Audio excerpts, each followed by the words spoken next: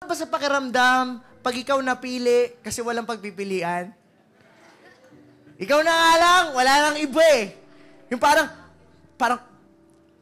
hindi, ayoko talaga sa kanya. Hindi, kung talagang siya na lang ang lalaki sa mundo. At ang kapartner niya si Bentong, dalawa na lang pagpipilian mo. Sino pipiliin mo? Ang masakit doon kung si Bentong pa pinili. Hindi ikaw. Walang kwenta pag walang pagpipilian. Ang masarap, yung maraming pagpipilian. Pero ikaw ang napili. Yun ang malupit.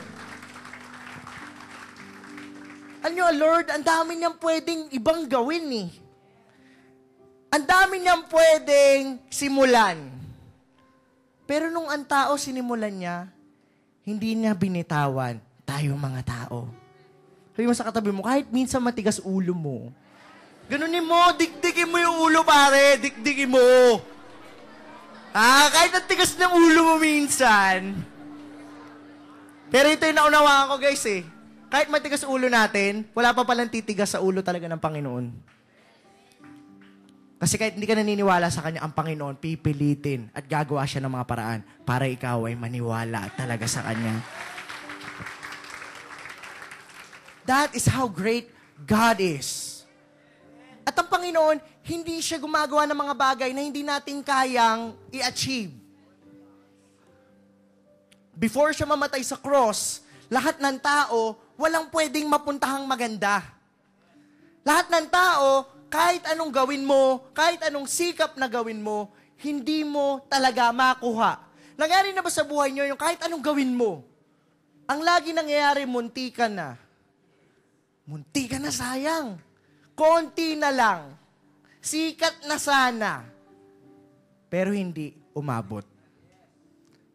Minsan sa mga buhay natin, talagang lahat ng kakayanan ginagawa natin. Lahat ng pag-iisip ginagawa natin. Pero sometimes, I did my best. But my best wasn't enough. Di ba? Minsan in this world, kahit gawin mo yung best mo, kahit yung lahat na, hindi pa rin good enough. Alam ng Lord yun eh. Alam niya na yung tao mahina. Sabi mo sa katabi mo, naiintindihan kita. Alam niya ang tao marupok. Sabi mo sa katabi mo, kaya pala. Guys, don't be mistaken. Ang sabi ko marupok, hindi may putok.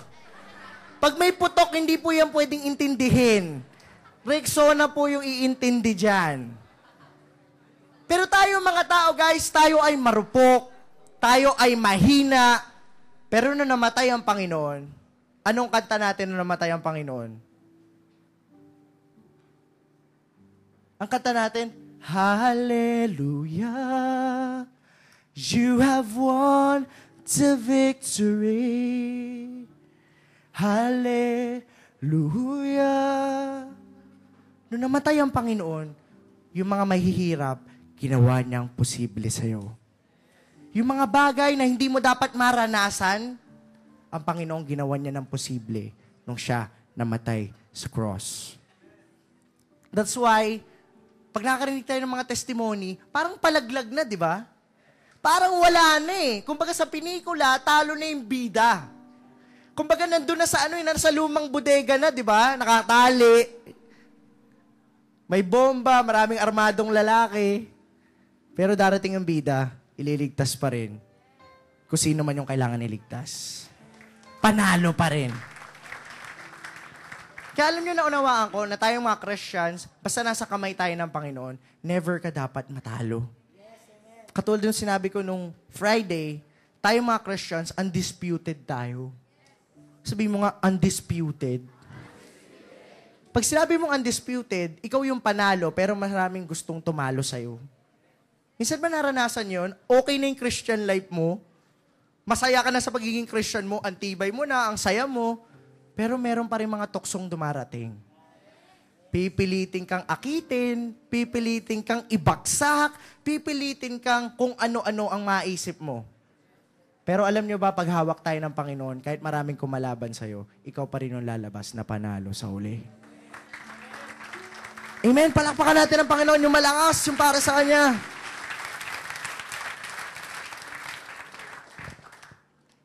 Isa sa pinakagusto ko sa Lord, hindi ka kailangan maging si Superman para maging hero ka. Amen? Hindi kailangan na may gagamba na kumagat sa'yo para maging kakaiba ka. Amen? Hindi kailangan na sobrang yaman mo tulad ni Batman para makilala ka. Ang Panginoon hindi siya gumagamit ng mga kakaibang tao eh. Ang ginagamit nga ng Panginoon minsan, kung sino yung mga normal lang. Kasi sino yung mga taong marunong mag-humble down o magpakumbaba. Yun yung pinaka-nagustuhan ko sa Bible eh. Ang Panginoon hindi namimili ng tao. Amen? Yung katabi mo man, mukhang hindi taga-planetang ito. Pero mahal ng Panginoon yan. Amen? Totoo po ba? Para pa bang okay yung katabi ninyo? Pero guys, seriously.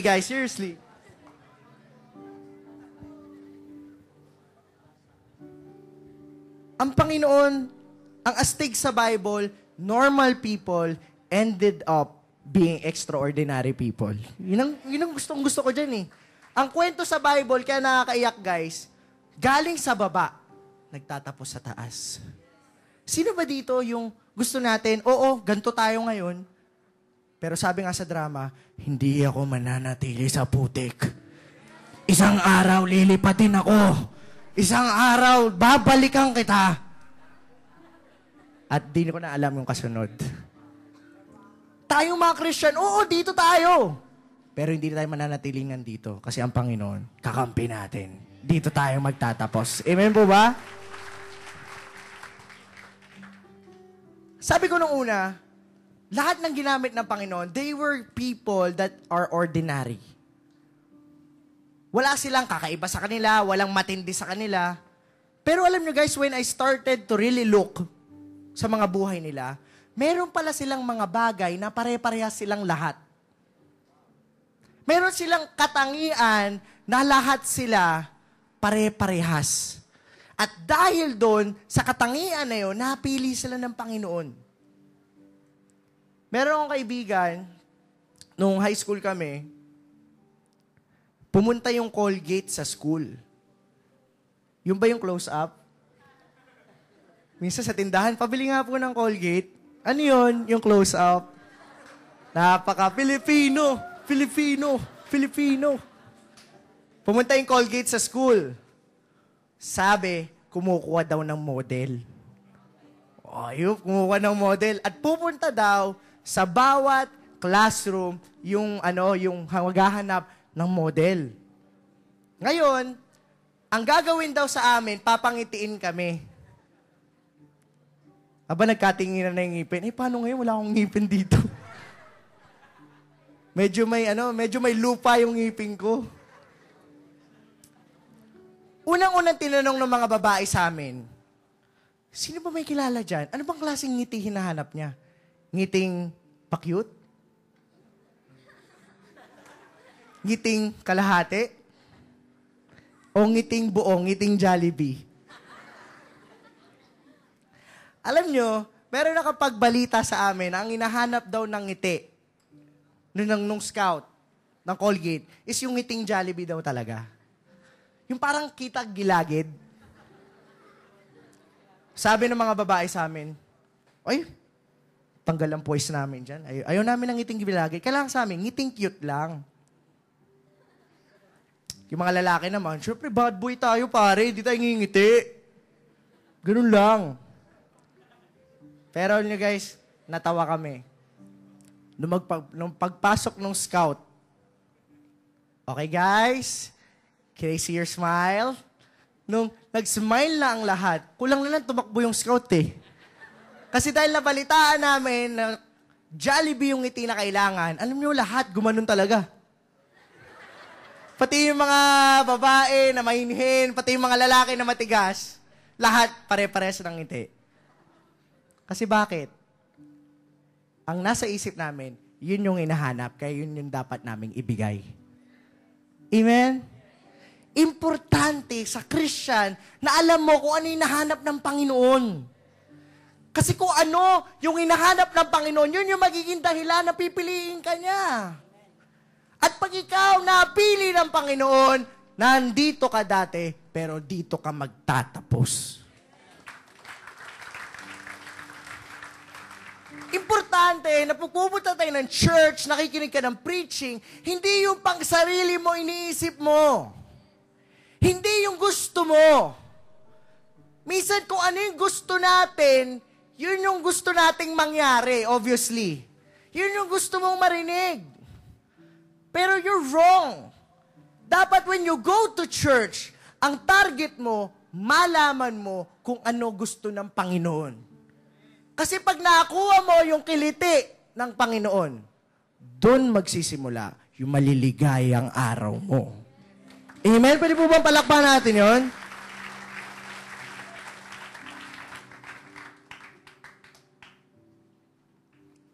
Napansin ko na lahat ng taong ginamit ng Panginoon, meron silang isang katangian na doon sila magaling.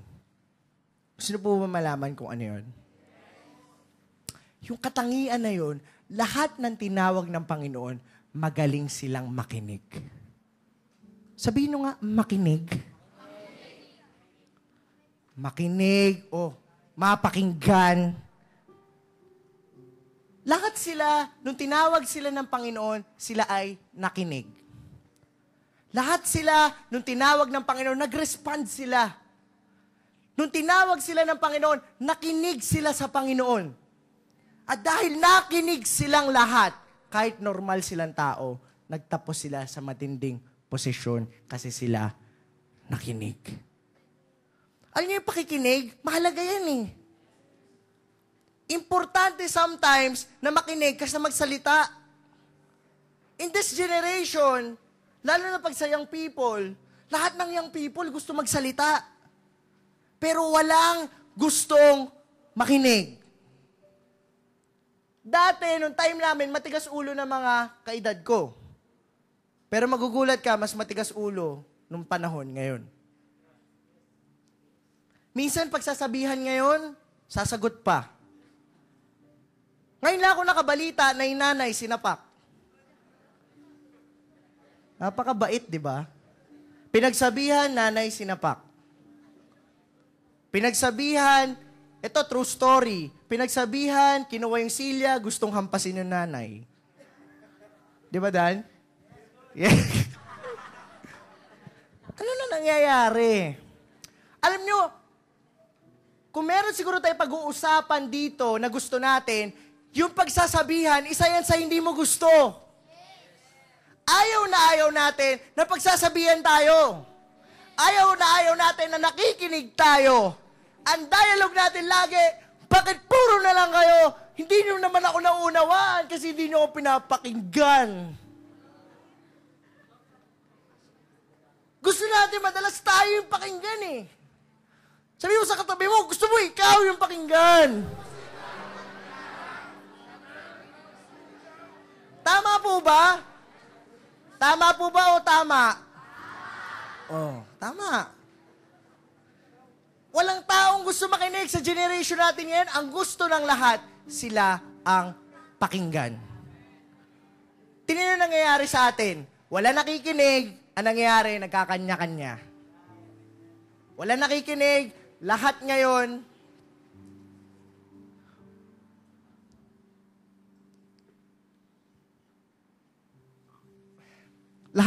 kung mapapansin natin, lahat ngayon, ang iniisip, sarili. Kasi nasanay tayo na hindi tayo natutong makinig. Kung titingnan mo ang survey, 60% ng kabataan natutong lumayas. Alam nyo sa amin, nung panahon namin, pag lumayas ka, superstar ka na nun. Sobrang tapang mo na nun. Amen? Ngayon yung paglayas, parang bakasyon lang eh. Tama. Yung pagsagot, parang normal na conversation. Wala nang tumutupad sa usapan. Kasi lahat gusto magsalita, pero walang gusto makinig. Kaya yung ugali minsan na yan, nadadala natin pagdating sa simbahan. Alam niyo ba ang preaching, walang kwenta kung hindi pakikinggan? Coach, nakikinig naman kami. Lakas nga ng boses mo eh. Ka-microphone ka nga dyan eh, di ba? Alam niyo guys, ang pakikinig, hindi lang napakinggan. Pag napakinggan mo ng tunay, nangyayari dapat sa'yo. Meron ba kayong kaibigan na buwisit na kayo bigyan ng payo? Pupunta sa'yo, pumira, niloko niya ako. Ano ba dapat kong gawin? Sabi ko sa'yo eh, pang 100 beses ka na niloko niyan eh. Pang 100 eh, no? Hiwalayan mo na. Di ba? Minsan yan yung mga payo natin, tama na. Niloloko ka na niyan. Pero next week, mababalitaan natin, ano ginawa? Sila ulit. Yun yung sinasabi ko, pwede ka makinig, pero yung tunay na nakikinig, nangyayari sa buhay. Amen po ba? Sabihin mo, makinig ka kasi.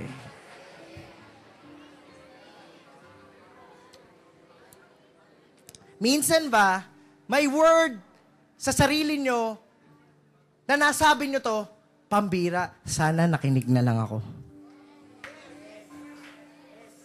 Hindi sana nangyari sa akin to kung nakinig ako eh. Kung nakinig sana ako kay Leader Ben-Hur, di sana nangyari to, pare. Kung nakinig sana ako kay Braille, lalo na pahamak ako. Come on. Pero the truth is, yung pakikinig, kaya isa lang ang bibig at dalawa ang tenga. Kasi dapat mas ginagamit ang tenga kaysa sa bibig. Lalo na pagdating sa salita ng Panginoon. Dati, wala naman sila mama dito. Tayo na nakakalam nito. Minsan mag-aawayan sila. Di pa kami Christian.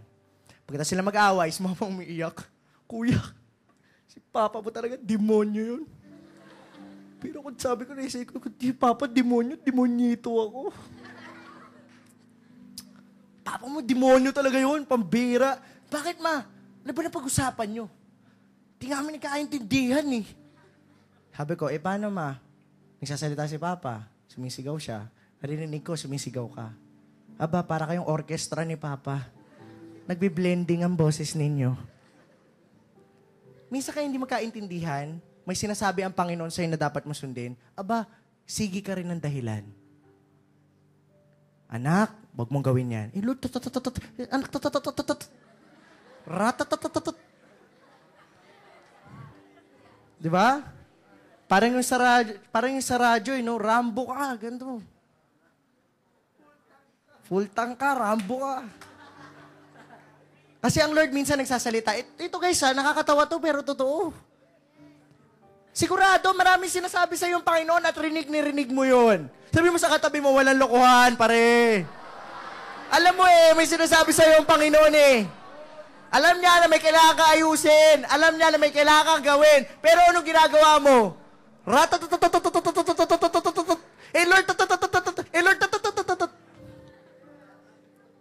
Amen?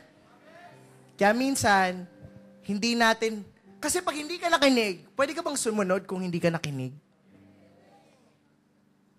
Minsan, maganda pala para sa'yo, dahil hindi ka nakinig, napakinggan mo. Minsan ba may nakausap kayo ng tao, pag siya nakausap nyo, masaya ka, pag nakausap mo siya, malungkot ka na. Nadamay ka sa problema niya. Wala naman akong kinalaman ba't kasali na ako ngayon? Kasi pag puro kung ano yung nilalagay mo sa sarili mo, yun yung mapupuno sa'yo. Pero pag ikaw nakikinig ka, yung pagka-Diyos ng Diyos, yun ang napupuno sa'yo. Amen? Palakpakan po natin.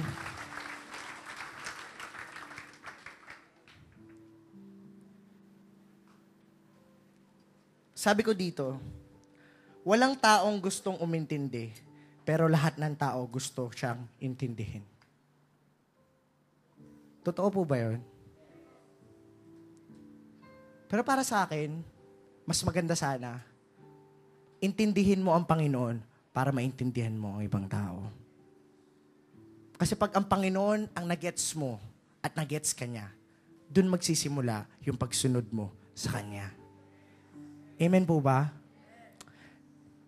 Narinig niyo na ba yung salitang nasa lisihan? Usong-uso yan ngayon, di ba? Sa computer shop, may napanood ako sa YouTube, maghuhulog ng parang wallet. Pag nahulog yung wallet, kukunin, tapos meron palang isa dito, kukunin yung cellphone. Well executed. Yung isa naman, sa fast food, kumakain sila, may dumating na lalaki, nagtanong. Di syempre, tingin siya doon. Di na alam, doon sa kabilang table, kasama niya yung isang lalaki. Kukunin yung bag niya. Tapos pagdating magtanong, wala na. Pero aminin ko po, hindi po ako kasama sa kanila. Napanood ko lang. Doon natin makikita na ang tao nasasalisihan o nananakawan dahil busy. Masasalisihan ka pag meron kang ibang ginagawa. Sa tingin niyo ba kung walang ibang ginagawa, mananakawan? Hindi. Nanakawan kasi gumawa ng paraan para maging busy. Alam niyo, ang hirap makinig pag ang daming gusto magsalita. Ang hirap makinig pag marami kang gustong gawin. Alam niyo, sa Christian life natin, ang Christian life dapat, simple lang eh. Ang Christian life dapat, pag nakakilala ka sa Panginoon, patungo ka na sa tagumpay. Ganun lang yung kasimple. Yun ang plano ng Panginoon. Para nung nilabas ng Panginoon yung mga Israelites sa Egypt, anong plano ng Panginoon sa kanila? Dalhin sila sa promised land. Straight. Straight sa promised land. At pagdating nila sa promised land, doon mangyayari sa kanila yung pinapangarap nila. Pero alam nyo, dahil marami silang gustong gawin, ang daming kumuha ng attention nila, bandang huli, sila mismo, hindi nakapasok sa promised land. Nanakaw sa kanila. Maraming Christians, Christian na tayo, we are destined to be victorious. Talagang manalo. Yun ang destiny mo eh. Pero dahil ang dami mong ginagawa, ang dami mong prioridad, ang dami mong sinisimulan lagi, ang dami mong ibang tinitira, bandang huli, nakakalimutan mo na yung pinaka dapat inuuna mo. Eh di ba nasasalisihan ka? Minsan ba, ang init-init mo sa Panginoon, pero dahil meron ka mga ginawang marami, sama sa kaibigan dito, gimmick dito, kinig dito, sa school, sama sa mga kaibigan na hindi tama, bandang huli, tatanungin mo yung sarili mo, ba't ba ako nagsisimba? Lalo na ngayon, pasukan. Amen? Subukan niyo sumama sa mga barkadang hindi maka-Diyos. Bibilangan lang kita ng isang buwan. Magtatanong ka na rin sa sarili mo kung bakit Christian ka. Kasi pag tayo hindi nakapag-focus sa Panginoon, pwede kang masalisihan. Amen po ba? Pag ikaw nasalisihan, yung pakikinig nawawala sa'yo. At pag gano'n na nangyari, pag hindi ka na nakinig, hindi ka na makakasunod. Amen? Nasusundan niyo ba ako? Nakukuha niyo ba to? Importante kasi yung pakikinig eh.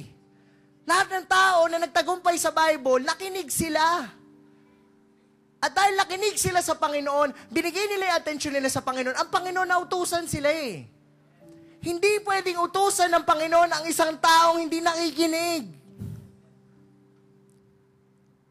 Alam niyo, for 3 years, I've been a Christian, siguro seryoso na napunta ako sa church parang 7 years. Pero for 3 years, walang nangyari sa akin. Kasi kahit alam ko na pinagsasabihan ako ng Panginoon, alam niya na may pinapaayos siya sa akin, alam ng Panginoon na meron dapat akong gawin o simulan, hindi ko ginagawa at hindi ako nakikinig. Yung mga kaibigan natin na humihingi ng payo sa atin lagi at hindi nila pinapakinggan, di ba? Nagtapos silang ganun pa rin. At hanggang ngayon ganun pa rin sila. Alam sa Christian life natin, pag hindi ka marunong makinig, hindi ka mag-grow. Pati nga ng title ko, paki-flash nga.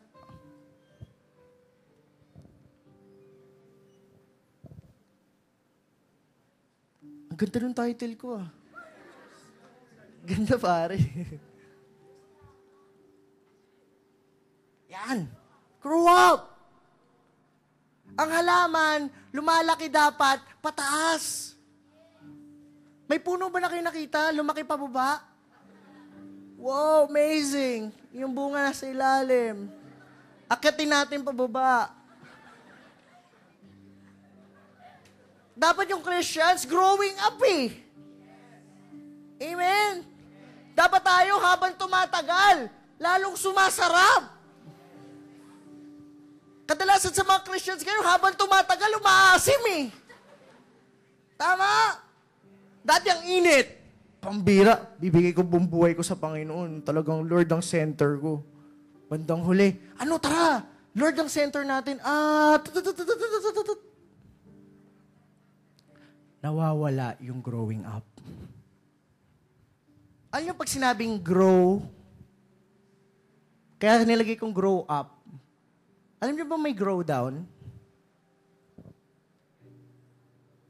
Minsan ba nasabihan na kayo, bakit parang lumalaki kang paatras? Sorry po. Di ba? Merong mga Christian sometimes, ang tagal na sa church, ang laki paatras. Pag ikaw ba lumaking paatras, makakarating ka? Kunyari, si Joy ang target ko. Aba, talagang love na love ko si Joy. Yun yung pangarap ko si Joy. You are my dream, you're my everything. Anep. Paano kung ito nga yung direksyon, nandito ako, pero yung lakad ko pa atras, Joy, you're my everything. Yes! Unti na lang, makakarating na ako sa'yo, pare. Hindi ka makakarating eh. Bakit? Because you're not growing up. You're growing down. Amen? Importante kasi nakikinig eh. Sabi sa nakinig ka kasi.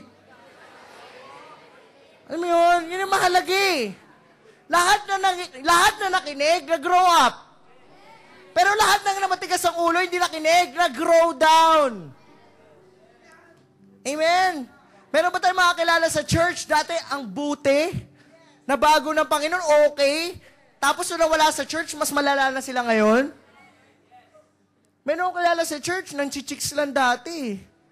Uma-attend kasi gusto mang chicks. Sabi ko, nice evangelism. Pero alam niyo na nawala sa church, hindi lang siya basta ng chicks. Nagkaroon na siya na kagad ng pamilya. Grow up o grow down? Grow down. Sa tingin niyo ba natutuwa ang Panginoon na siya namatay para mag-grow up tayo at tayo nag-grow down pa rin? Amen? Gustong-gusto ng Lord na makita tayo mag-grow up. Nakuha niyo po ba ako? Yung first verse natin, sabi dito sa Luke 10, verse 38 to 42. Can we all stand? Tayo po tayong lahat.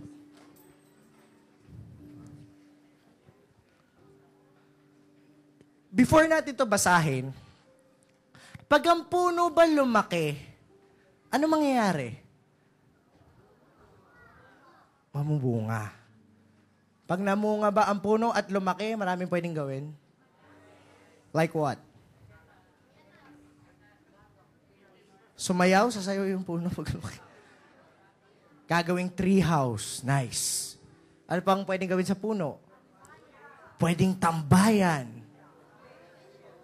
Meron pang iba? Yung pag-iibigan natin, itaga natin sa puno. Paano walang puno? Alam niyo yung puno, ang daming pakinabang pag malaki. Yung puno ba nagiging bahay din? Yes! Meron ba mga hayop na hindi mabubuhay pag walang puno? Yes! Pag umuulan at may puno, anong gagawin nyo? Di ba? Kapal ang mukha natin, di naman tayo nagtanim. Silong-silong tayo. Pero nakakatulong siya. Ito, bakit may mga lugar na nasasalanta ng bagyo? Kasi walang puno. Amen? Sa tingin niyo mo makakapagsulat tayo kung walang puno? Wala, kasi mawawalan tayo ng papel. Alam niyo, pag walang, pambira, pag yung puno ba, ganito nakalaki, puno na ba yan? Oo, pare, puno. Nakita kayo ng bonsai? May bunga? Nakita kayo ng bonsai na pwedeng manirahan yung mga hayop doon? Baka ipis pwede. Pero pag maliit yung puno, walang pakinabang eh. Tingnan mo yung katabi mo. Puno ba yan o mini puno? Ang hirap ng mini puno, pare. Pag uulan ba, sisilong ka sa mini puno? Kung magugutom ka ba, sa mini puno ka pupunta? Aba, pag nagutom ka, pumunta ka sa mini puno, baka walang punong matira. Pero saan tayo pupunta? Sa punong ganito. Yung malaki. Amen? Ito, before we read this, listen up. Maraming Christians ngayon, kasi tinuring tayo ng Panginoon parang buto eh. Maraming Christians ngayon, hindi mapakinabangan kasi maliit. Sabi mo sa katabi mo, makinig ka kasi. Amen? May nasasaktan na po ba?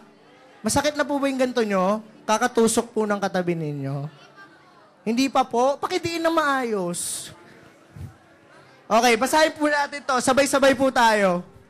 1, 2, 3, go!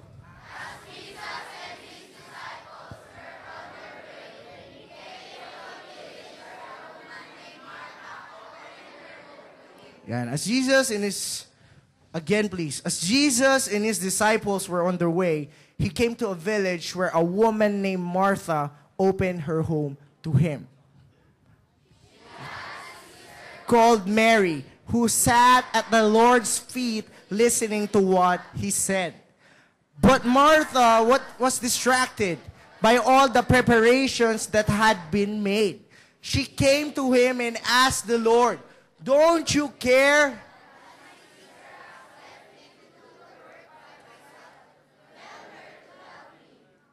Martha, Martha," the Lord answered, "you are worried and upset about many things.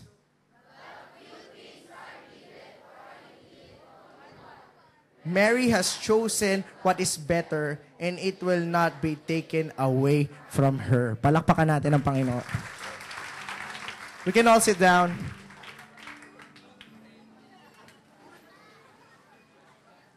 Guys, alam nyo, yung storyang to, sino familiar sa storya na to? Sikat na sikat to eh. Pag pinag-usapan yung storya na to, ano kagad naisip mo? Na dapat, alam mo kung ano ang unahin. Tama? Alam mo dapat kung ano yung dapat mong unahin sa iyong ginagawa. Obviously, pinapakita sa atin dito na pinapakita ng Lord na importante na makinig ka sa Kanya. Amen? There's 2 characters in this story. Sino yung dalawa? Si Martha at si Mary. Si Martha, dahil in-invite na ang Lord sa bahay niya, anong ginawa niya ngayon? Naglinis, nagpe-prayer siguro, nagluto siguro. Tama? Nagbukas siya ng dilata. Kung ano mang pagkain na meron sila. Siyempre si Lord, bisita mo eh. Mali ba yun? Tama yun. Kasi bisita mo si Lord, alangan di mo paghandaan. Pero meron siyang kapatid na umupo doon at nakinig sa Panginoon. Pinapakita sa atin ulit doon na sobrang halaga pag ang tao nakikinig sa Lord. Katulad ng pinag-usapan natin kanina. Kasi si Lord, hindi siya pwede magkamali pa nagdesisyon siya. Dahil si Lord, pag siya nagdesisyon, tumpak at maganda. Pero, hindi natin pwedeng iwan kung ano yung nangyari doon sa ate niya. Kung pag-iisipan natin yung ginawa ng ate niya, masama ba yun? Hindi. Hindi masamang mag-prepare. Okay yun. Pero ang hindi maganda doon sa nangyari is yung preparation niya ang naging dahilan para ma-distract siya na makinig sa Panginoon. Amen? Nakasunod po ba tayo dito? Pinapakita sa atin ng Panginoon doon na ang unang-unang dapat natin gawin, katulad nung kanina ko pang tinuturo, is makinig. Pag tayo nakinig Anong resulta ng pakikinig? Matututo. Pag ikaw nakinig, meron ka nang gagawin kasi nakinig ka eh. And yun, sometimes, ang problem sa mga Christian is this. Ang Lord nagsasalita pa, tayo sumasagot na kagad. Minsan ba nangyari sa inyo, may inuutos sa inyo sa bahay, hindi pa tapos yung utos, dahilan na kagad? Ma, paano ba to? Ito, ma, masakit yung tuhod ko eh. Dalawa, masakit. Amen? Si Martha gusto niyang pangunahan ng Panginoon lagi eh. Pero si Mary, nakinig siya sa Panginoon. Doon natin na makikita, pag ang tao nakikinig sa Panginoon, meron siyang malalaman na dapat niyang gawin. Si Martha, importante rin sa Panginoon yung gagawin. Masasabi mo nakinig ang isang tao pag ginawa niya kung ano ang kanyang, napakinggan. Amen? Pinapakita sa atin ng Panginoon dito na dapat tayo mga Christian tulad ni Martha kung nagsimula na sana siya makinig at gumawa. Pinapakita sa atin ng Panginoon dito na mahalaga na marunong tayo mag-take ng responsibilidad. Sabihin nyo nga, responsibilidad. Yan ay isang salita na ayaw natin. Ayaw natin, lalo na kabataan tayo, na mag-take ng responsibility. Kaya maraming tao, pag nauutusan, ayaw. Maraming tao, pag pinagsasabihan, ayaw. Kasi bakit? Ayaw ng responsibilidad. Ayaw nila magkaroon ng isang bagay na sila ang mananagot. That's why in our generation, usong-usong lumayas, usong-usong tumakas. Pag may ginawang hindi tama, anong gagawin? Tatakas. In our generation, sanay ang mga tao na hindi managot sa kanilang ginawa. Sanay ang tao, sinasanay tayo ng mundo na hindi maging responsible. Isang halimbawa, kung kailan exam na bukas, ngayon mag-aaral. Correct? Kaya ang sagot mo sa exam, wrong. Kasi correct ang ginawa mo before. At nakakalungkot guys, hindi lang Christians, hindi lang mga unbeliever ang gumagawa, pati mga believer. Minsan merong certain rules na nilalagay ang Panginoon sa atin na dapat natin sundin. Pero ano nangyari? Nalalabag. Maraming bagay na responsibility na pinapagawa sa atin ng Panginoon, pero at times, hindi natin ito na-achieve. At times sa church, madaling makinig. Pero pag gagawin mo na, yun yung time na hindi natin magawa. Kasi ang akala natin, ang responsibility ay isang bagay na binibigyan tayo ng hirap. Binibigyan tayo ng isang bagay na dapat nating gawin. Ang hindi natin alam na yung responsibility na yan, pag ikaw naging responsible, pwede palang dumating sa'yo na pwede kang pagkatiwalaan pag responsible ka na. Amen po ba? Palakpakan po natin yan. Ako naniniwala na walang taong normal na responsible. Lahat ng tao nagsisimulang irresponsible. Kaya nga tayo nag-aaral, kaya tayo tinuturuan, kaya tayo nag-church. At kung babasahin mo yung Bible, yun yung tinuturo sa atin. Na ang bawat Christians maging responsible. Maging responsable. Merong isang salita. Pag sinabing gagawin, gagawin. Amen? Pag sinabing pupunta, pupunta. Pag sinabing tatapusin, tatapusin. Yun yung mga taong responsable. Yung mga responsable, yun yung mga taong hindi madaling sumuko. Napansin niyo yung mga parents natin? Kahit minsan wala tayong makain, anong ginagawa nila? Gumagawa sila ng paraan. Kasi responsible sila sa atin eh. Amen? Dahil walang ibang maasahan, anong gagawin nila? Gagawa ng paraan. Pero ang tanong, lahat ba ng magulang ganon? Hindi. Some of us, yung magulang natin, they bailed on us. Lumayas sila. At yung mga lumayas ba na magulang, maganda lang yung resulta? Wow, praise God, umalis si Papa. Wow, praise God, iniwan kami. Doon natin makikita, pag ang tao hindi naging responsible, nagwawasak ito. Pag ang isang tao hindi naging responsable, bilang isang pagkatao, bilang Christian, walang mabubuo. Meron ba tayong mga kilala, ang tanda na, bata pa rin? Matanda na, batang isip pa rin? Minsan na pag-usapan namin ng mga A12, meron kaming isang ka-A12 na lagi siya nagpapadala ng pera. Sabi ko, laki na sinasahod mo, but sometimes wala kang panggastos. Hindi kasi coach, pinapadala ko yung pera eh. Si kuya kasi yung pamilya, wala raw silang, yung gatas daw ng anak niya, walang panggatas. Biro mo, kung sino yung kuya, nagpamilya, nagkaroon ng anak, tas walang panggatas. Masasabi ba natin na nag-grow up siya? Nag-mature ba siya? Hindi.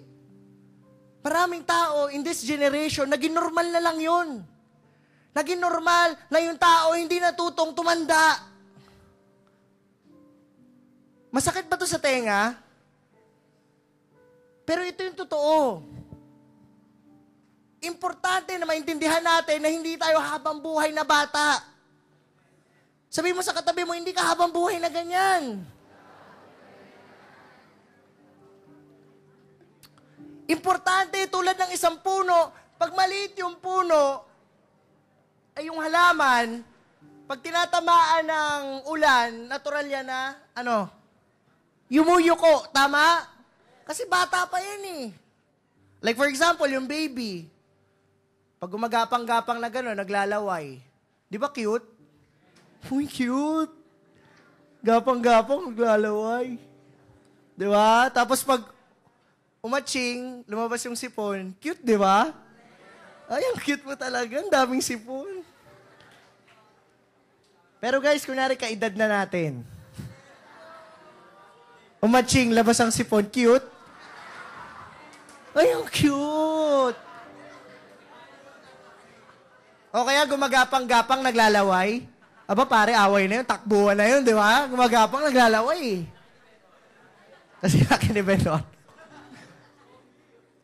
Dati, sa kama, pag naihi ka, tawanan. Tama? Umihi, pare, kadiri, tawanan, di ba? Pero ikaw ngayon, pag umihi ka, tawanan pa ba? Maghanap ka na ibang bahay. Kung makikita natin, tayong mga tao, dinesign ng Panginoon na tayo mag-grow up din. Importante kung paano tayo nag-grow. Ganon din yung personal life natin, kasama din yung spiritual life natin. Akala kasi natin, katulad ng storya ni Martha at ni Maria, makikinig ka lang habang buhay. You're wrong. Ine-expect ng Panginoon, pag ikaw nakinig, magmamature ka, may gagawin ka. Kasi hindi habang buhay, nakikinig ka lang. Darating yung time, na pag ikaw nag-grow up, doon ka mapapakinabangan. Amen po ba? Palakpakan po natin yon.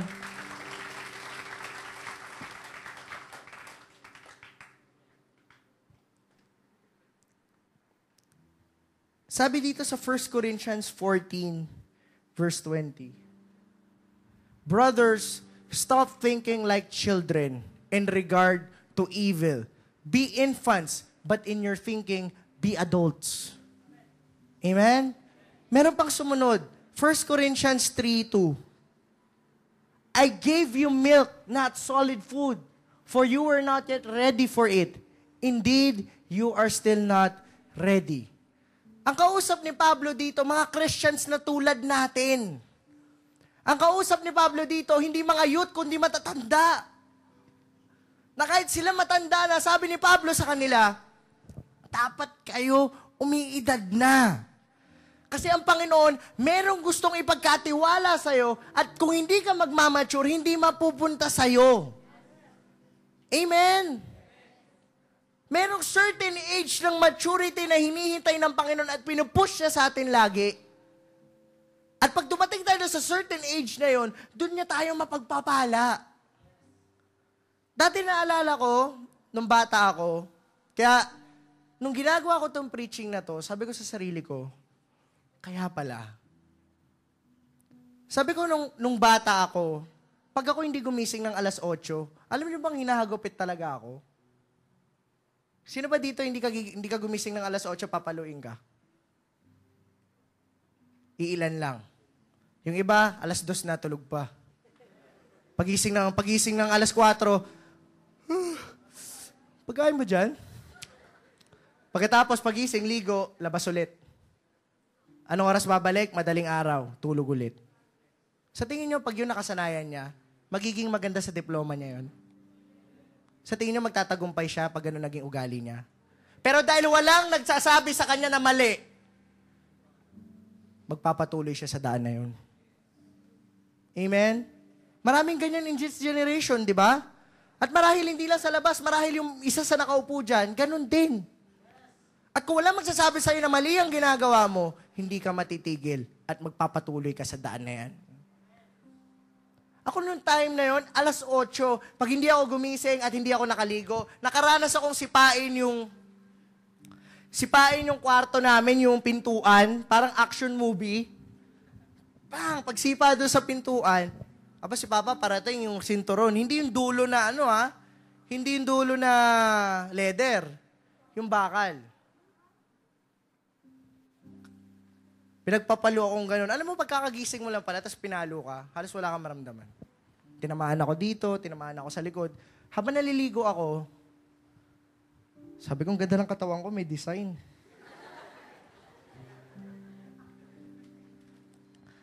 Habang naliligo akong ganun, unti-unti ko nararamdaman yung sakit sa leg ko, yung dito.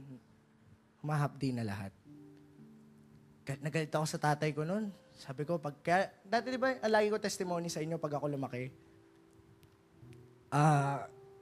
Papatayin ko yung tatay ko. Dati, syempre, payat ako nung bata before ako tumaba. Naalala ko, nabugbog yata ako noon. Pumunta ako sa kanya, umiyak ako, Pa, pinugbog ako ng mga kaibigan ko. Tulungan mo naman ako. Sabi niya sa akin, yan kasi, iyakin ka kasi. Sabi ko, sorry Kala ko kang pikit eh. Dati pag kami hindi natulog ng hapon, sino ba dito natutulog pa ng hapon? Pagpalain kayo. O tulog kayo ng hapon kasi madaling araw na kayo natulog. Dati pag hindi kami natulog ng hapon, hindi kami kakain ng hapunan. Parang brutal, di ba? Parang ang lupit naman. Ba't ganun? Ba't pinahirapan kayo? Bulpin natin si Pastor Doy. Sugurin natin ngayon, pare. Dati, yung mga classmate ko, prom, nagsusukatan sila ng damit. Uy, parang ganda nito. Black, fit na fit sa akin. Pati nga ng white, sabi ng isang kaklase. Wow, ang ganda. Sige po, bibiling ko 2. Para sa para pagpasok ko, white. Pagsayawan na, black. Ako naman, habang pumipili sila ng damit, ako tinitingnan ko yung presyo. Kasi nung prom namin, ayoko bilan ng damit ng parents ko. Magrenta na lang daw ako. At kung wala daw akong pambayad sa prom, wag na lang daw pumunta. Yung field trip ba mahalaga? Alam niyo ba, sa buong buhay ko yata, 2 beses lang ako nakapag-field trip. Kasi kahit gusto ko sumama, ano ba yan? Tuloy ako? Naalala ko yung kabataan ko. Kahit gusto ko sumama, dami nila nandun, tatawagan ka pa, dito na kami, isang may sakit ako eh. Anong sakit mo? Ang sakit ng bulsa ko.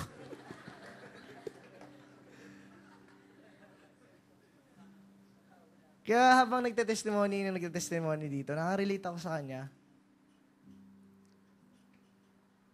Hindi ako nakasama ng field trip. Pagbalik, syempre Lunes, di ba? Balik na sa school. Kwentuhan ngayon sila. Ganito nung ano, no? Ganito, yung ganyan. Di ba nandun ka din? Ako, oo, ganda nga nun eh.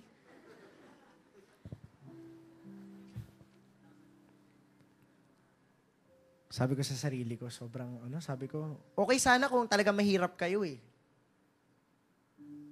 Pero kung may kaya, tas ganun, kaya nga sabi ko sa sarili ko ng bata ako, parang ampon yata ako. Ito hindi ko makalimutan, kaya galit ako sa mga kapatid ko. Hindi nila ako mahawakan dati. Kahit si Braille, bibiruin lang ako, bibigwasan kita eh. Dahil hindi kasi drugin ko itlog mo. Nung mga bata kami, tutuloyin kita, sige, ganun lagi. Kasi bakit nung bata kami, bakasyon. Siyempre, bakasyon. Bakasyon! Sila, bakasyon. Ako, trabaho. Habang sila, nagsiswimming dun sa bahay ng lola ko, ako naman, lampa-lampaso dun sa shop namin. Para ako si ano ba yung palabas dati? Kaya naiiyak ako dati, yung palabas, yun. Sarah, prinsesa. Alala niyo pa yon? Yung iba hindi na nakarelate sa akin. Hindi na naabutan yun? Wala nang ganun ngayon? Feeling ko, aping-api ako. Feeling ko, sakit. Sabi ko sa sarili ko, siguro, ito lang siguro talaga ako. Ang hindi ko alam, dahil doon sa mga nangyaring yon, natuto at tumigas yung mga tuhod ko. Natuto ko mag-isip at gumawa ng paraan. Wala akong pambili ng coat. Ano ginawa ko? Nagdegosyo ako ng pabango. Yung mga binibenta ng mga Bombay. Ako nagpauso nun, pare. Punta ako sa mga shop, benta ako ng mga pabango. Sige, ano na yan? 150. 2 gives. Yes, 2 gives. 75 nga, 75 ulit next week, etc. Natuto ako magnegosyo. Pupunta ako ng pier. First time ko pumunta ng pier, hindi ko alam kung paano ako magko-commute, tanong-tanong lang. Bili ako doon, dala ako ng box, ganito kalaking box. Parang maliit lang dito na onte. 2. Sakay ako ng bus. Kasi bakit? Gusto ko mag-prom eh. Gusto ko may pambayad sa prom. Gusto ko may damit ako. At nung nakapagnegosyo ako, alam niyo, nung pagsuot ko, nung prom namin, pagsuot ko nung coat ko, yung panloob ko, tsaka yung pants, shoes, halos maluha ako. Sabi ko sa sarili ko, wow, nagawa ko. Bawat sayaw, feel na feel ko. At yung partner ko, impressed na impressed sa akin. Sabi niya, girlfriendin mo na ako. Sabi ko, hindi ako easy to get.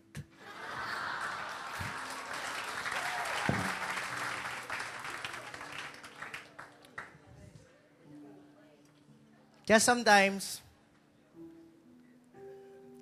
dumating yung time na umindad ako, doon ko naunawaan na para pala tayo lumaki, kailangan dumaan tayo sa mga bagay na kailangan lumaban tayo to grow up.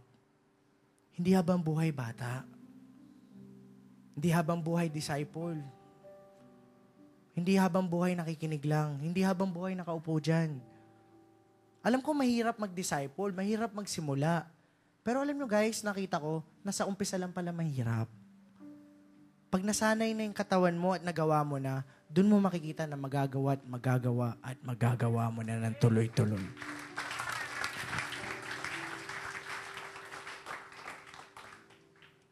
Doon ako natuto na dumiskarte. Doon ako natutong magnegosyo. Naalala ko dati, nagbebenta pa ako ng mga chicheria. Mga mani. Punta ako ng shop, binibenta ko yung mani, ganun. Hindi ko maisip na nagawa ko yun nung bata ako eh. Kaya ngayon, nung paglaki ko, pag nakakita ako ng isang bagay na pwedeng negosyohin, mabilis tumakbo sa isipan ko. By the grace of God.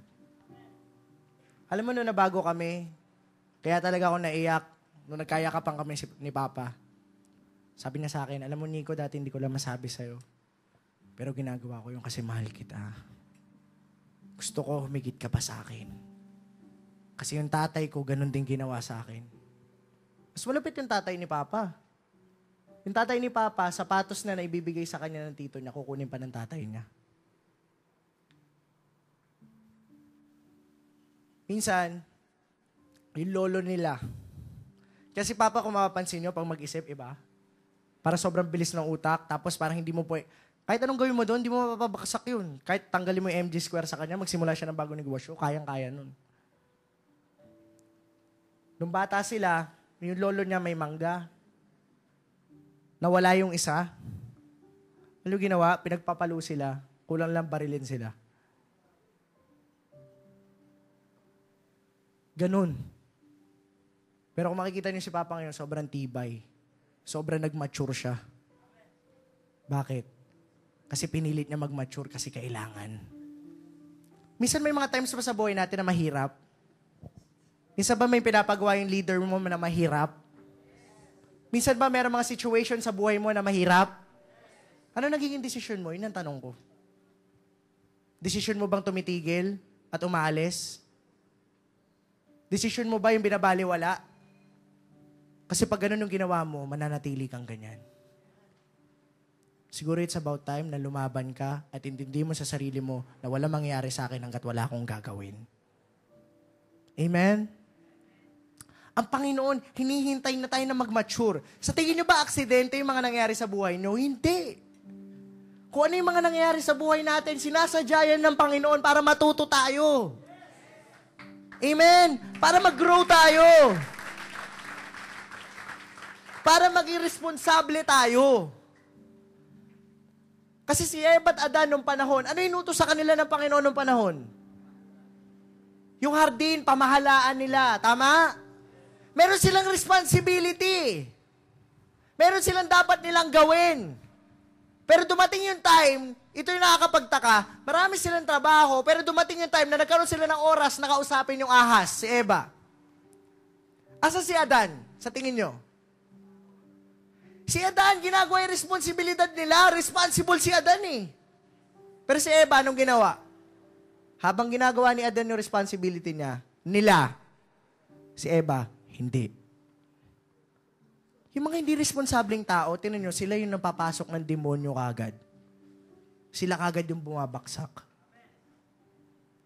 Kasi ang responsibility, yan yung nagpo-protect sa'yo, yung utos ng Panginoon sa'yo. Pag nasa loob ka ng utos ng Panginoon, hindi ka maano. Pero pag nasa labas ka, doon ka papasukin. Sa tingin nyo kung si Eva nagtatrabaho kasama ni Adan, sa tingin nyo, nakausap niya yung ahas? At ito pa matindi. Kung sa tingin nyo kinausap si Eva na kasama si Adan, sa tingin nyo ba makukumbinsi siya ng ahas? Hindi. Kasi nandito si Adan eh. Alam nyo lesson doon? Kung naging responsible lang sana si Eva, hindi sana nangyari sa kanya yun. Merong mga nangyari sa buhay natin na hindi na natin maibalik, na hindi maganda. Tama? Ang bottom line nun, kasi hindi ka naging responsable nung panahon na yun. Kaya nangyari yung mga nangyari. At ang Panginoon, nung tayo naging Christian, sometimes dala-dala pa rin natin yung ganong klaseng pag-uugali. Kaya hindi tayo makagrow up. There is a certain level na dapat sa buhay mo, sa Christianity mo, na maisip mo, that I need to grow up. Sabi mo sa katabi mo, you need to grow up.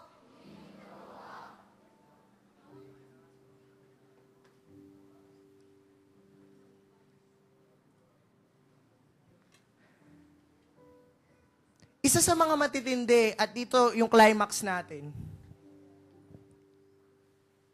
ang Panginoon, kung titingnan natin, meron siyang mga bagay na inutos. Amen?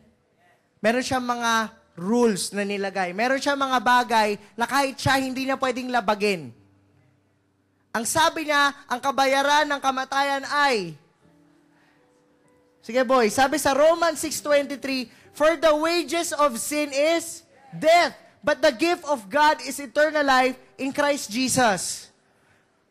Our Lord. Kung titingnan sa Old Testament, hindi ganyan. Sa Old Testament, ang sabi doon, kung dinukot ang mata, mata rin ang kapalit.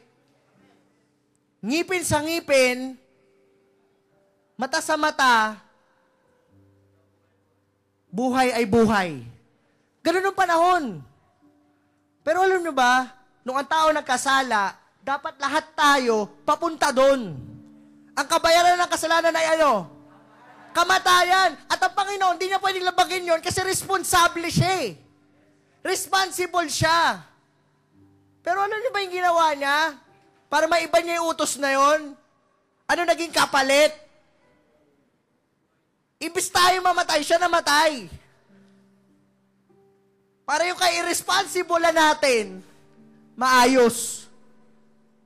Anong ginawa niya? Iniba niya yung salita niya. Dapat tayo mamatay, hindi naman siya eh. Pero anong ginawa niya? Iniba niya. Tayo nagkamali, pero siya namatay. Ang Panginoon, ganun kahalaga yung responsibility sa Kanya. Na yung responsibility, ang katumbas nun, buhay. Na yung sinabi niya, hindi niya pwedeng baliin, pero binali niya dahil sa atin. Kahit responsible ang Panginoon, sinira niya para iligtas tayo. Kasi naniniwala siya isang araw, magiging responsible ka din. Amen!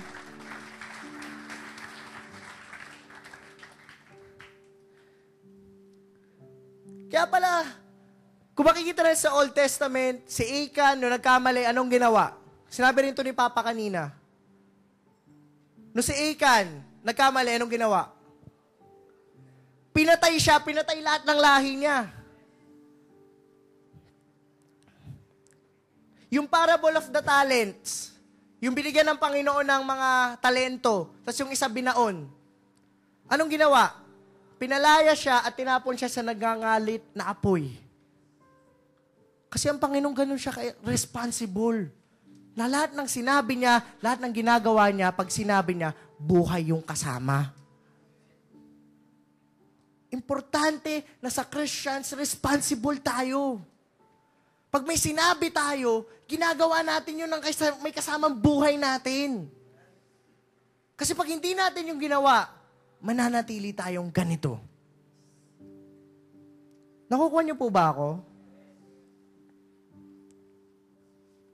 Minsan, di ba, ang mga sinungaling, hindi lang sa labas, kundi sa loob din ng church. Ang irresponsible, wala rin sa labas, minsan nasa loob din. Kaya ang church, ang hirap lumago. Kasi maraming taong hindi nagiging responsible. Ako naunawaan ko yun kasi ganun din ako eh. Katulad ng kinikwento ko sa inyo kanina, I was irresponsible. Pero at time, nang kinikwento ko sa inyo kanina, nakinig ako. It's very important na ikaw makinig ka. If there are things in your life that you need to change. Like say, for example, sa bahay nyo, spoiled ka. Ang buong mundo ba bahay mo? Nakuha nyo ba ako? Kasi sa bahay nyo, lahat binibigay sa'yo. Sa tingin mo, paglabas na mo ng bahay mo, ibibigay sa'yo lahat? Hindi. Kung titingnan natin sa church, yung church natin, gusto nyo ba lumago na malaki talaga? Gusto nyo magkaroon tayo ng ilang service? Gusto nyo talaga makilala at talaga lumago yung ginagawa natin? Mangyayari yun pag naging responsible tayo.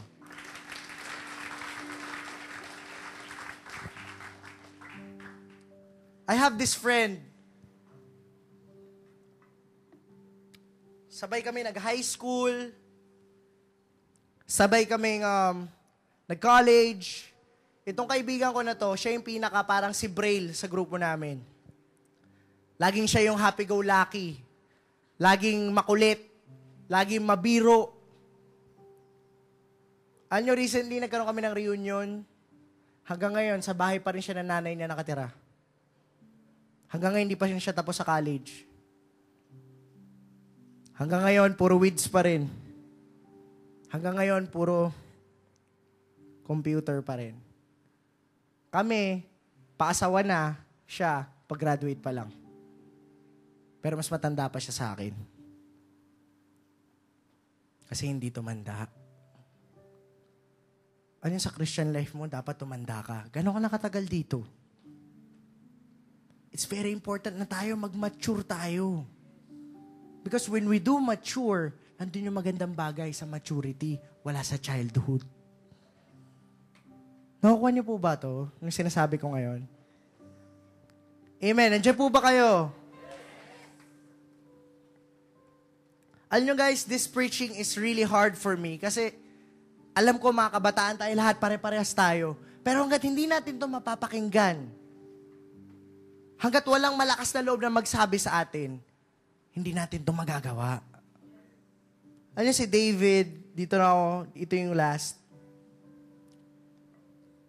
Si David, noon time, hinahabol siya ni Saul, yung king ng Israel. Umalis si David. At nung umalis si David, meron sa kanya mga sumama. Yung mga ayaw dun sa kaharian na yun. Yung sumama kay David, yung mga taong palautang, yung mga taong nang iwan sa pamilya. Ewan ko lang kung nabasa niyo yun. Yung tao ng mga manloloko, yung sumama kay David, mga mandurugas, mga sugarol, lahat yun. In short, yung mga tao na irresponsable. Yun yung mga tropa ni David. Di ba? Sama sila ngayon. Alis sila. At alam nyo ba, guys, pagbalik ni David sa Israel, kasi namatay na si Saul, pagbalik ni David sa Israel, yung mga taong kasama niya, yun yung mga naging general. Yun yung mga naging hari. Yun yung mga naging matataas ang posisyon sa kaharian. Nagulat yung marami, pagbalik, yung mga palautang, naging maayos yung ugali. Naging responsable yung mga kasama niya. Alam niyo, yung problema lang, ang kulang lang sa atin. Kompleto tayo, mahal natin ang Panginoon eh. Katulad ni Mary, mahal natin ang Panginoon, nakaupo tayo eh. Pero dapat hindi ka nananatiling nakaupo. Kailangan nagiging responsible ka din at kumikilos ka. Amen po ba? Nagulat ako kasi kung sino yung mga taong mga maloloko at irresponsible, nung bumalik sila at naayos yung pagiging ugali nila, sila yung naging leaders nung kaharian ni David, nung siya na yung hari. Amen? Pwede po bang palakpakan natin yun? Guys, I don't know. This afternoon, kung anong buhay ang meron ka. Iba-iba tayo na magulang, iba-iba tayo ng kanalakihan. Pero ito lang ang alam ko. Ang tao para magtagumpay, kailangan mag-mature. Kailangan matuto tayong tumayo. Kailangan matuto tayong tumayo sa salita natin. Kailangan matuto tayong kumilos. Katulad ng Panginoon. Yung salita niya, ang katubas yung buhay niya. This afternoon, I don't know if what life you have. But it's very important to you to understand that you need to mature. Hindi ako magulang mo, kundi kaibigan mo ko. Sinasabi ko to sa inyo dahil nangyari sa akin. Nakita ko na sa umpisa mahirap, pero kung titingnan mo at pag ikaw nag-mature, in the end, ikaw din yung magtatagumpay. Siguro yung preaching na to, kahit kapahapiyaw ko lang sinabi sa inyo, makikita nyo sa kapaligiran nyo eh. Sa mga kapitbahay nyo, sa mga tao na kapaligid sa barangay nyo, sa mga barkada mo, makikita mo to. Minsan sa kuya mo, minsan sa ate mo. Ito yung tanong, gusto mo rin ba maging katulad nila? O gusto mo magkaroon ng pagbabago? At magsisimula yun sa'yo. When you choose to be responsible enough dahil Christian ka. Amen po ba? Can I invite everyone to stand up right now?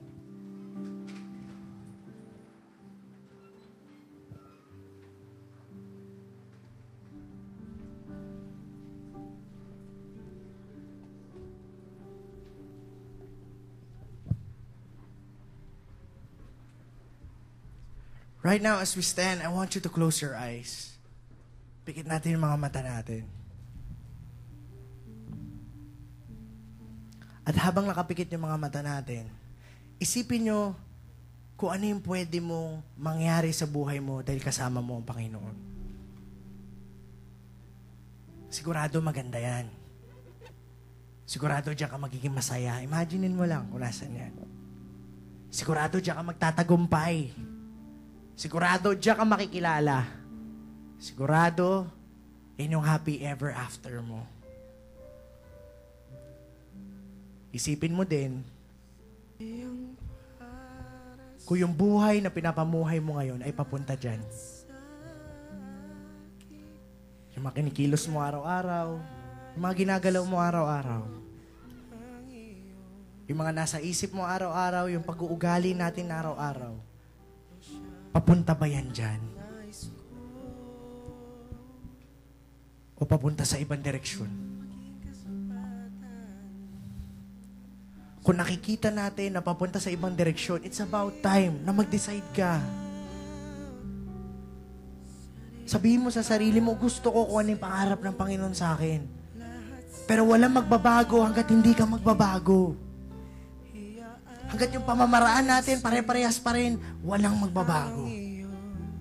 Importante na sa umagang ito o sa hapon na ito, na-receive mo yung word ng Panginoon sa'yo na, anak, mahal na mahal kita.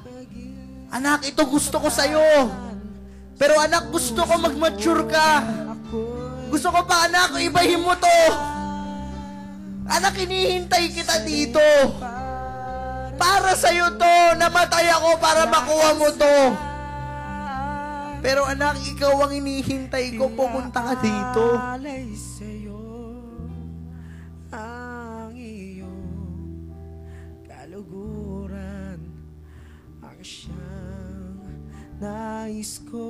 Right now, as nasa isip mo yun, doon sa mga tao na naisip mo sa sarili mo, na starting sa araw na to, meron ako mga babaguhin sa buhay ko. Yung mga desisyon na ginagawa ko, sa leadership ko, sa pagdi-disciple ko, sa Bible study ko siguro, o the way akong mamuhay, yung pagising ko sa umaga, yung mga ginagalawan ko, yung mga kinakasama ko. If you think in yourself that you wanted to change things, meron kang mga bagay na gusto mong baguhin, at alam mo na ang Lord kaya kong tulungan, inaanyayahan ko yung mga taong yan na magpunta dito sa harapan. I wanna pray for you. Kasapatan sa puso ko, ako'y nilikha sadyang para sa'yo. Lahat sa akin iaalay sa'yo. Ang iyong kaluguran ang siyang nais ko. Maging kasapatan sa puso mo. Sa mga tao na sa unahan, pwede ba mag-forward pa tayo para iba makapag-forward? At as you go forward, make this your decision, your prayer, that good things will start with you today.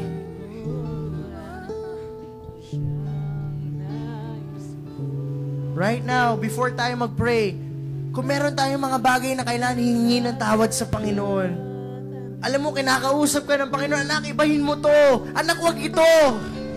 Anak, gusto ko gawin mo to. Pero lumalabas sa atin lagi dahilan. Siguro at this time, if you have those things, kailangan hingin natin ng tawad din sa Panginoon. Yan yung nag-ahadlang sa'yo para mag-mature ka. If you have those things, magpakumbaba ka sa Panginoon, humingi ka ng tawad sa Kanya. At sabihin mo sa Panginoon, I'm sorry. Come on! Kung meron ka dapat i-confess sa Panginoon, sabihin mo yan sa Kanya. Kung meron ka dapat sabihin sa Panginoon, sabihin mo. Sa puso ko, ako'y nilikha sadyang para sa'yo. Lahat sa akin iaalay. I pray not by might nor by power, but by the Spirit of the Lord. Panginoon, come in this place in Jesus' mighty name. Panginoon, move our hearts, Lord. Panginoon, yung buhay na meron kami, Lord, you know, Panginoon. Panginoon, kausapin mo kami, mag-uusap ka sa amin at this right moment, Jesus. Yung mga kailangan mabunot sa amin ay mabunot in Jesus' name. Yung mga mindsetting na dapat ibigay pa sa amin. Magsadyang para Kasi Lord, malaki yung plano mo. Malaki yung gusto mo mangyari sa amin. Maganda yung gusto mo. Kahinat na namin, Panginoon. But we need to stop. To stop being a child and start to grow and mature.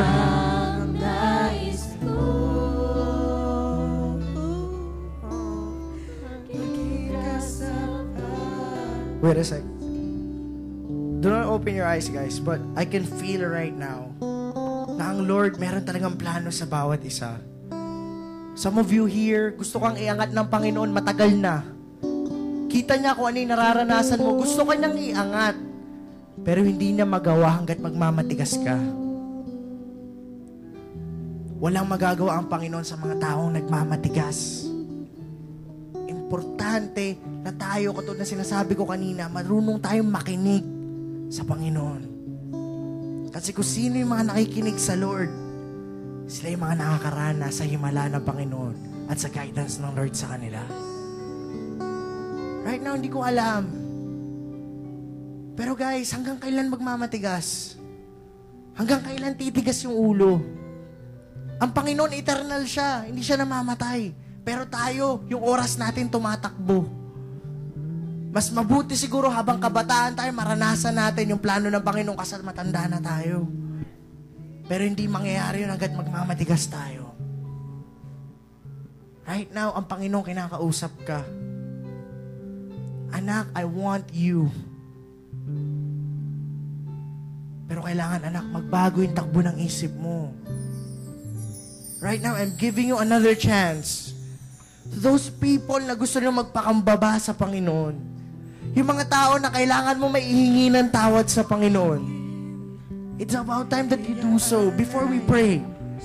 Before tayo humingi ng blessing sa Panginoon. Kung meron ka dapat isuko sa Lord, isuko mo yan. Kung nagkaroon ka ng mga maling desisyon. Kung meron tayong mga bagay na ginagawa na hindi ka aya-aya sa Panginoon, it's about time na isuko mo yan sa Panginoon. Ako'y nilikha sadyang para sa'yo. Lahat sa aking iaalay sa'yo. Ang iyong kaluguran ang siyang nais ko. Maging kasapatan sa puso ko. Come on guys, let's raise our hands. Taas po natin mga kamay natin ngayon. We will ask blessing from God in this moment. Panginoon, tinataas namin ang aming kamay sa iyo, Panginoon. Right now, Panginoon. Alam mo, Panginoon, kung ano yung buhay na meron kami, Panginoon. At alam din namin yung plano mo sa amin. Panginoon, we pray na sa pagiging murang edad namin bilang young people, Panginoon, we know that there are things, Panginoon. There are things that we are irresponsible, Panginoon. Na hindi kami responsable, Panginoon. We pray right now, Panginoon, that you will help us be responsible in those parts of our lives. Panginoon, sa mga bagay na, Panginoon, na ngayon, Panginoon, may gagawin kami, Panginoon. Kikilos kami, Panginoon. Na Lord, tatayuan namin, Panginoon, kanina sinasabi namin, Panginoon. Kasi tulad mo, Panginoon, you became responsible for us, kaya kami naging ganito ngayon. At Lord, naniniwala kami na yung blessing mo, Panginoon, ay babaksak sa amin, Panginoon, when we become responsible also. Thank you, God, for this afternoon, God. Thank you, Lord, for giving us this message, Panginoon. May this message, Lord, bring us to a state of responsibility, Panginoon. Na Lord, hindi kami matatakot sa responsibility. Bagkus, Panginoon, hahanapin namin yung responsibilidad. Kasi naniniwala kami na those responsibilities will make us grow, will make us mature. Panginoon, salamat sa hapon na ito, Lord. In Jesus' name, lahat ay magsabi ng malakas na amen.